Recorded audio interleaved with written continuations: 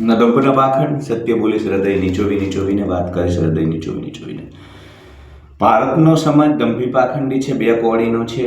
તમે મને સાંભળો છો, તમે બુદ્ધિજીવી છો, વિચારશીલ માણસ છો, એટલે સાધારણ સમાજની વચ્ચે જાઓ ને જે બુદ્ધિજીવી નથી, હા, પશુના સ્તરે જ છે, આહારની અંદર ભય મૈથુનના સ્તરે જીવે છે, ત્યારે કેટલીક ભૂલો તમારે નથી કરવાની. એક બુદ્ધિજીવી માણસ, વિશિષ્ટ માણસ, અદ્ભુત માણસ આ લોકોની વચ્ચે ફિટ થવાની કોશિશ કરે છે. એક તો બહુ મેળાવડાઓમાં ન જશો. તમે બુદ્ધિજીવી છો, તમે અલગ છો, તો તમારે હંમેશા સામાન્ય સાધારણ પશુ સ્તરે જીવનાર જે માનવ સમુદાય હોય એનાથી અલગ રહેવાનું હોય. અને હું તો ગેરંટી આપું છું, મને સાંભળો છો, આ ચેનલ ઉપર છો, તો તમે અલગ જ છો, તો જ અહીંયા હોય. તો તમારે એક ભૂલ નથી કરવાની. આ લોકોની વચ્ચે વારંવાર તંબુઓમાં નથી જવાનું.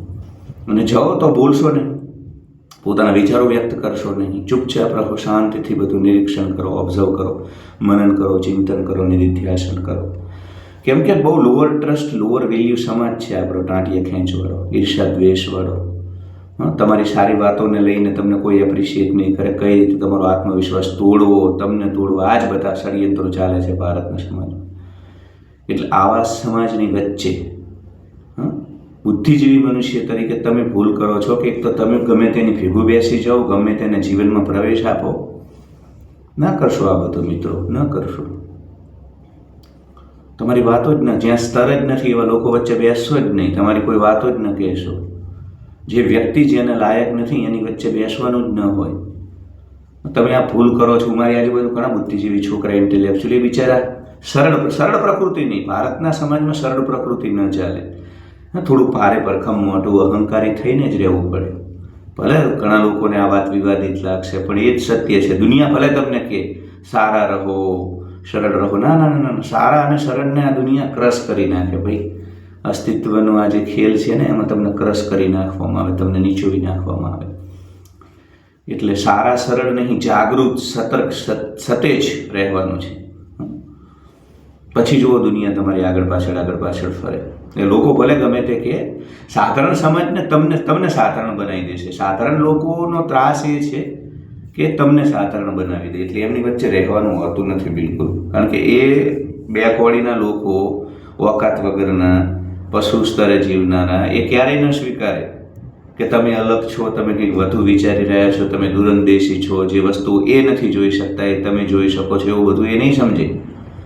એ તમારી શક્તિઓને ઓછી કરશે, તમારી ટીકા કરશે, અને તમે કમજોર માણસ હશો તો આ બધી વસ્તુઓને પોતાના ઉપર લઈ લઈશું.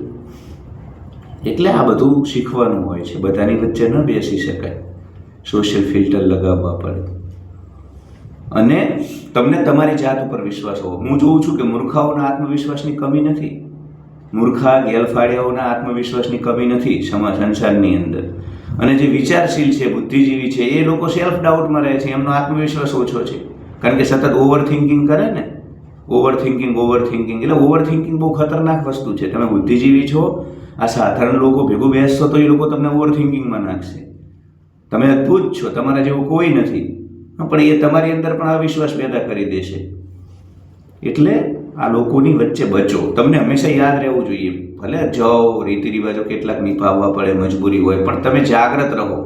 તમને એ ખબર હોવી જોઈએ કે તમારા જેવા કોઈ નથી, તમારામાં કોઈ કમી નથી, તમે સત્ય જોઈ શકો છો. સમસ્યા સાધારણ મનુષ્યોની અંદર છે, જેની બુદ્ધિના 12 વાગ્યા હોય છે.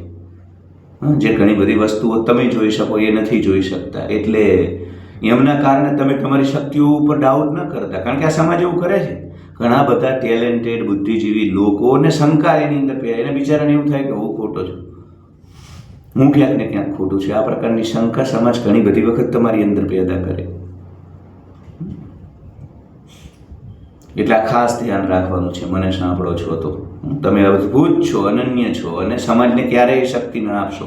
એવા એરા ગેરા નથુ ગેરાઓ વચ્ચે બહુ જશો નહીં, તમારી વાતો ન કરશો કે જે તમારી શક્તિઓ ગણી નાખે.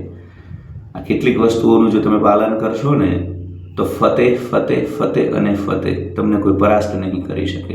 સાધારણ સમાજ તમને સાધારણ નહીં બનાવી શકે, અને તમે અદ્ભુત જ રહેશો. જે લોકો આ વસ્તુને જાણે છે ક્યારેય સાધારણ સમાજને એટલી શક્તિઓ જ નથી આપતા, પોતાની શક્તિઓનો ઉપયોગ કરી સફળતા પ્રાપ્ત કરે છે, લાલ ટમાટા જેવા રહે છે. એટલે 2 કોડીના 2% લોઅર ટ્રસ્ટ, લોઅર વેલ્યુ, સ્વાર્થી સમાજને એ શક્તિ ના આપતા કે તમારી શક્તિઓ ખતમ કરે. Love you. Thank you so much for watching. Like, share and subscribe. Height my video, comment, ડિસ્ક્રિપ્શનમાં જે કાઉન્સિલિંગ કોલ લઈ શકો છો અને મેમ્બરશિપ લઈ મને સહયોગ કરી શકો છો. ધન્યવાદ.